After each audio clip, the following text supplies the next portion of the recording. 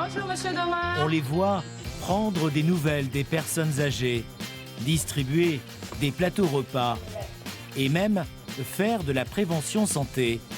Les postiers sont multicasquettes. Désormais, ils sont aussi hôteliers. Arcachon, la poste centrale, autrefois baptisée Hôtel des Postes d'ailleurs, comme un présage. Car à l'étage, des studios sont loués aux gens de passage. Nous sommes ici dans les anciens appartements du receveur. C'est très particulier, là, j'ai fait cette découverte aussi, je ne savais pas, mais on sait très bien qu'avec les mails, avec le numérique, les activités de la Poste ne sont plus les mêmes. Certaines chambres ont vue sur la cour des facteurs, qui préparent leur tournée.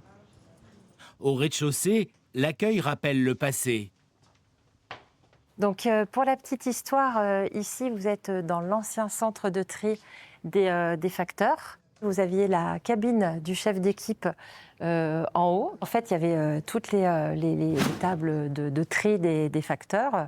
Donc, il y en avait quand même pas mal, hein. Il y avait, on va dire, une cinquantaine de tables de tri. Aujourd'hui, c'est un espace de coworking où les travailleurs croisent parfois des touristes venus glaner des conseils.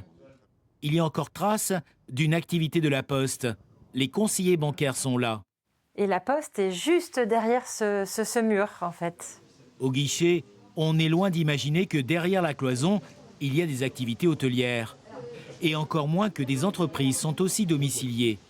C'est le cas de ce cabinet d'architectes qui loue un espace au mois.